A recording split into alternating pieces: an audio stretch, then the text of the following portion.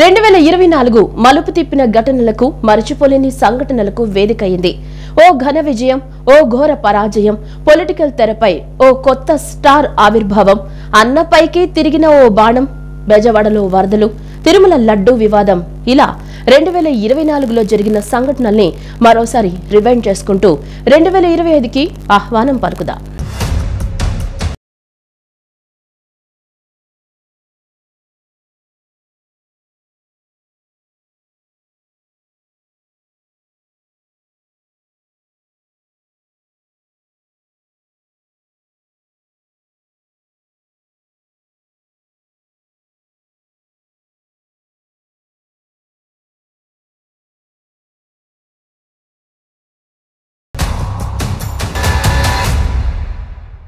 ఇదే ఏడాది జగన్ను అధికారానికి దూరం చేసింది.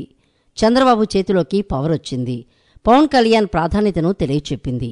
రాజకీయాలను మలుపు తిప్పిన 2024 పొలిటికల్ రౌండప్ ఇప్పుడు చూద్దాం. ఆంధ్రప్రదేశ్ రాజకీయాలను 2024 మలుపు తిప్పింది. 5 ఏళ్లు అధికారంలో ఉన్న వైఎస్ఆర్సీపీ అధికారాన్ని కోల్పోయింది. 2019లో 151 సీట్లు దక్కించుకున్న ఫ్యాన్ పార్టీ 11 అసెంబ్లీ స్థానాలకే పరిమితమైంది. గత ఎన్నికల్లో 23 స్థానాలకే పరిమితమైన తెలుగుదేశం పార్టీ ఈ ఏడాది జరిగిన ఎన్నికల్లో 144 స్థానాల్లో గెలిచింది. బీజేపీ, జనసేనలతో కలిపి టీడీపీ ప్రభుత్వాన్ని ఏర్పాటు చేసింది. కేంద్రంలో, రాష్ట్రంలో ఎన్డీఏ ప్రభుత్వాలే అధికారంలో ఉండటంతో అమరావతి పనుల్లో వేగం పెరిగింది. అసెంబ్లీ ఎన్నికల్లో వైఎస్ఆర్సీపీ పరాజయం పాలైంది. ఆ పార్టీ కేవలం 11 అసెంబ్లీ స్థానాల్లో మాత్రమే గెలిచింది. 2019లో ఆ పార్టీ 151 సీట్లతో అధికారాన్ని దక్కించుకుంది. టీడీపీ, జనసేన, బీజేపీ కూటమిగా పోటీ చేసి 164 స్థానాలను దక్కించుకున్నాయి. టీడీపీకి 45.6% ఓట్లు వచ్చాయి. వైఎస్ఆర్సీపీకి 39.37% ఓట్లు మాత్రమే దక్కాయి. కూటమి ఇచ్చిన ఎన్నికల హామీలతో పాటు జగన్ ప్రభుత్వంపై ఉన్న వ్యతిరేకత ఎంత ఉందో ఫలితాలే నిదర్శనమని అప్పట్లో టీడీపీ నాయకులు ప్రకటించారు. అసెంబ్లీ ఎన్నికల ఫలితాలపై, ఈవీఎంలపై వైఎస్ఆర్సీపీ నాయకులు అనుమానం వ్యక్తం చేశారు.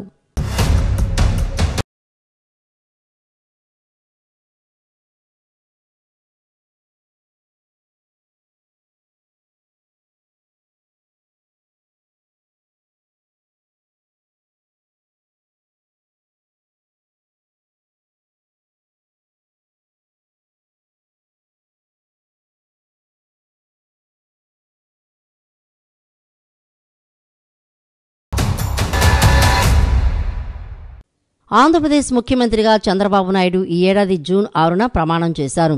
చంద్రబాబు కేబినెట్లో పవన్ కళ్యాణ్ డిప్యూటీ సీఎం అయ్యారు. జనసేన నుంచి కందుల దుర్గేష్, నాదెండ్ల మనోహర్కు చోటు దక్కింది. త్వరలోనే నాగబాబు కూడా చంద్రబాబు కేబినెట్లో చేరనున్నారు. అధికారానికి దూరం కావడంతో వైసీపీ నాయకులు ఆ పార్టీని వీడుతున్నారు. మాజీ డిప్యూటీ సీఎం ఆళ్ల నాని, మాజీ మంత్రి మోపిదేవి వెంకట్రమణ, మాజీ ఎంపీ బీద మస్తాన్రావు వైఎస్ఆర్సీపీని వీడి టీడీపీలో చేరారు. మరో మాజీ మంత్రి అవంతి శ్రీనివాస్ కూడా ఆ పార్టీని వీడారు. మరికొందరు నాయకులు కూడా ఆ పార్టీని వీడతారని ప్రచారం సాగుతోంది. పార్టీని క్షేత్రస్థాయి నుంచి పటిష్టం చేసేందుకు ఆ పార్టీ చీఫ్ జగన్ ప్రయత్నాలు ప్రారంభించారు. 2025 సంక్రాంతి నుంచి జిల్లాల వారీగా పర్యటించనున్నారు.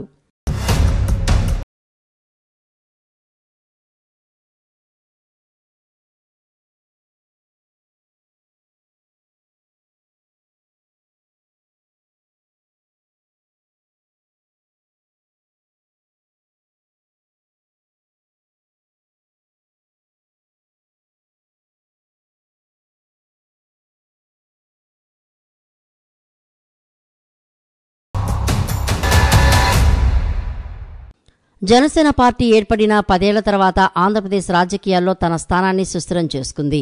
2024 ఎన్నికల్లో పోటీ చేసిన 21 అసెంబ్లీ, 2 ఎంపీ స్థానాల్లో ఆ పార్టీ గెలిచి 100% ఫలితాలను సాధించి రికార్డు క్రియేట్ చేసింది. పార్టీ ఏర్పాటు చేసిన తర్వాత తొలిసారి పవన్ కళ్యాణ్ అసెంబ్లీలో అడుగుపెట్టారు. టీడీపీ, బీజేపీతో కలిసి కూటమి ఏర్పాటు చేయడంలో ఆయన కీలక పాత్ర పోషించారు. ఎన్డీఏ సమావేశంలో పవన్ కళ్యాణ్ను మోడీ తుఫాన్తో పోల్చారు.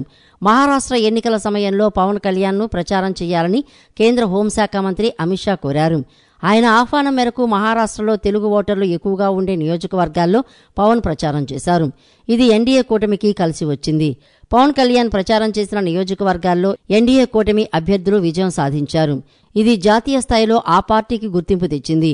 2024 గూగుల్లో ఎక్కువగా సెర్చ్ చేసిన వ్యక్తుల జాబితాలో పవన్ కళ్యాణ్ టాప్ 5 జాబితాలో నిలిచారు.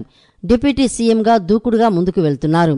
ప్రతిపక్షంలో ఉన్న సమయంలో ఇచ్చిన హామీల అమలు కోసం ప్రయత్నిస్తున్నారు. టైం మన ఏమంటుంది కరిగిపోతుంది, తిరిగి రాదు. పోయిన ప్రతి సెకండ్ తిరిగి రాదు కదా. నాకు ఈ 6 నెలలు వచ్చిన తర్వాత సమయం సరిపోవట్లేదు. అంటే నేర్చుకోవడానికి సమయం పడుతూ ఉంది. పరిష్కారాలు ఎత్తికే లోపు ఇంకా 100 పిటిషన్లు వస్తాయి. ఈ చూసుకుని పవర్కి అంటే వచ్చేసిన తర్వాత ప్రతి సమస్యకి ఒక పరిష్కారం ఉంటుంది. పాపం నిజంగా చాలా ఆశించి వస్తారు. ఎవరు సేనో మోటివేషన్తో చాలామంది ఉన్నారు పాపం చేయడానికి. అఫీషియల్స్ వీళ్ళందరినీ కోఆర్డినేట్ చేసి నాకు అనిపించింది ఏంటంటే క్యాబినెట్ మీటింగ్స్లో ముఖ్యమంత్రి గారు చెప్పే పరిస్థితులు కానీ ఏం లేదు. We need a good motivated leaders.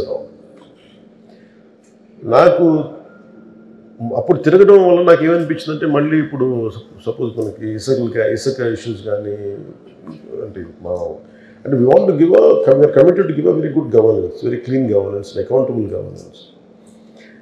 So ఎంత ఇక్కడ కూర్చున్నా కానీ ఆఫీసులో కూర్చున్నా కానీ క్షేత్రస్థాయి పర్యటనలు చేస్తే వచ్చే శక్తి వేరు. సో నాకేమనిపించింది మన ఎస్పెషల్లీ నేను పంచాయతీ రాజ్ తీసుకున్నప్పుడు 70% మనది అగ్రేరియన్ సొసైటీ కాబట్టి పంచాయతీ మీదే ఎక్కువ ఎక్కువ జనం కూడా పంచాయతీల్లోనే ఉంటారు. డెవలప్మెంట్ అంతా పంచాయతీల్లో ఉంటాయి. సో నాకు అది ఒక వరంగా భావించాను. సో నేను వెళ్ళి చూద్దామని మాట్లాడుతున్నప్పుడు నాకు అనిపించింది ఏంటంటే దాని నుంచి నెక్స్ట్ లెవెల్కి ఏమనిపించిందంటే ఇదే camp office make shift camp office లాగా పెట్టుకోవాలి.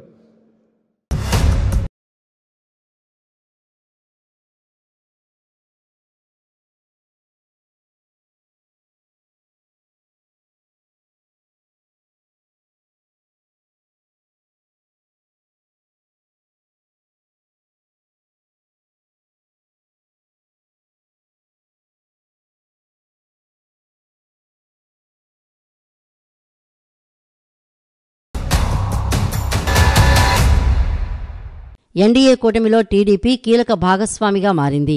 దీంతో ఆంధ్రప్రదేశ్ రాజధాని అమరావతి నిర్మాణం కోసం కేంద్ర ప్రభుత్వం 15,000 కోట్ల రుణం అందిస్తామని 2024-25 బడ్జెట్లో కేంద్రం హామీ ఇచ్చింది.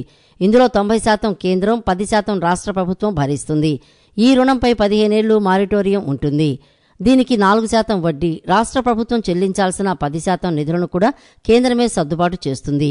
రాజధాని నిర్మాణానికి అవసరమైన నిధుల్లో ప్రపంచ బ్యాంకు, ఆసియా అభివృద్ధి బ్యాంకు సంయుక్తంగా ఈ రుణాన్ని అందించేందుకు సుముఖతను తెలిపాయి. ఈ మేరకు కేంద్రానికి 2024 అక్టోబర్లో లేఖ అందింది. ఇందులో భాగంగానే ప్రపంచ బ్యాంకు బృందం సభ్యులు అమరావతిలో పర్యటించారు.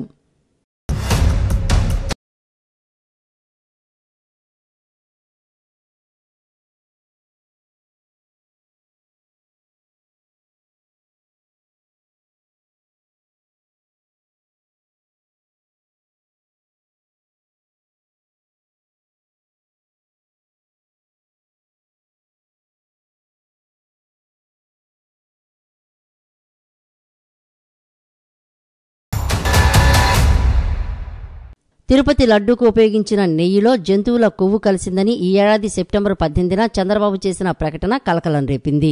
ఇందుకు సంబంధించి ఈ ఏడాది జూలై 9, సెప్టెంబర్ 16న ఎన్డీడీబీ రిపోర్టును టీడీపీ బయటపెట్టింది.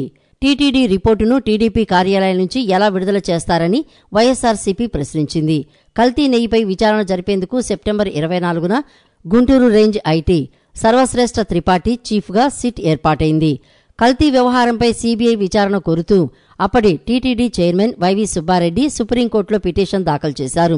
ఈ పిటిషన్పై విచారణ చేసిన సుప్రీంకోర్టు సీబీఐ పర్యవేక్షణలో సిట్ ఏర్పాటు చేస్తూ అక్టోబర్ 4న తీర్పును వెల్లడించింది. ఇందులో ఏపీకి చెందిన 2 పోలీసు అధికారులు, ఎఫ్ఎస్ఎస్ఏఐ అధికారులు, ఫుడ్ సేఫ్టీ అధికారులు సభ్యులుగా ఉన్నారు. తిరుపతి లడ్డూ తయారీకి కల్తీ నెయ్యి వాడినందుకు పవన్ కళ్యాణ్ 11 రోజులు ప్రాయశ్చిత్త దీక్ష చేశారు. గుంటూరు జిల్లా నంబూరు వెంకటేశ్వరస్వామి ఆలయంలో నవంబర్ 22న దీక్షను ప్రారంభించి అక్టోబర్ 2న తిరుపతిలో దీక్ష విరమించారు. కల్తీ నెయ్యి వివాదంపై చంద్రబాబు సర్కారు రాజకీయ కక్షతో తమపై ఆరోపణలు చేసిందని వైసీపీ ఆరోపించింది. ఇందులో ఏపీకి చెందిన 2 పోలీసు అధికారులు, ఎఫ్ఎస్ఎస్ఐఏఐ అధికారులు, ఫుడ్ సేఫ్టీ అధికారులు సభ్యులుగా ఉన్నారు. కల్తీ నెయ్యి వివాదంపై చంద్రబాబు సర్కార్ రాజకీయ కక్షతో తమపై ఆరోపణలు చేసిందని వైసీపీ ఆరోపించింది. వెంకటేశ్వర స్వామి హిందువులకి కలియుగ దేవుడు, ఒక నమ్మకం, ఒక విశ్వాసం. అందుకని ఎప్పుడు కూడా అందరూ నమ్మేది, ఎవరైనా వెంకటేశ్వర స్వామికి అపచారం తలపెడితే నెక్స్ట్ జన్మలో కాదు ఈ జన్మలోనే పనిష్మెంట్ ఇస్తాడని. అలాంటి వెంకటేశ్వర స్వామి పవిత్రం చేయడం కోసం కడాన ప్రసాదాల్లో కూడా మీరు నేను ఏదైతే చెప్పానో అలాంటి ముడి సరుకులు ఏవైతే వాడారో ఇవన్నీ నాసిరకం కాకుండా అపవిత్రమైన ముడి సరుకులను వాడారు. ఆ విషయమే ఈరోజు టీటీడీ కూడా ఎంక్వైరీ చేసినప్పుడు, టెస్టులు చేసినప్పుడు బయటపడిన వాస్తవాలివి. ఇలాంటి దుర్మార్గుల్ని ఏం చేయాలో నాకైతే అర్థం కావడం లేదు. ఓసారి బాధ, ఆవేదన ఉంటుంది, కక్కుర్తికి కూడా అద్దులుంటాయి. కక్కుర్తి కూడా అద్దులు లేకుండా ప్రవర్తించి అంటే మేము ఏమైనా చేస్తాం అనే అహంభావంతో ముందుకు పోయారు. అందువల్లనే ఇలాంటి సమస్యలన్నీ వచ్చాయి. ఇక్కడే కాకుండా మీరు చూశారు, తిరుమల పైన ఎంత మొత్తం శానిటేషన్ దెబ్బతీశారు, ప్రసాదాలు దెబ్బతీశారు, అన్నా క్యాంటీన్ దెబ్బతీశారు. కడాన వెంకటేశ్వర స్వామిని తీసుకుపోయి పెళ్లిళ్ళు, పేరంటాలుంటే అక్కడ కూడా ఊరేగించే పరిస్థితికి వచ్చారు. నేను ఆ రోజు కూడా తప్పు పట్టాను. రాజకీయ ప్రయోజనాల కోసం ఒక వెంకటేశ్వర స్వామిని వాడుకోవడం కరెక్ట్ కాదు.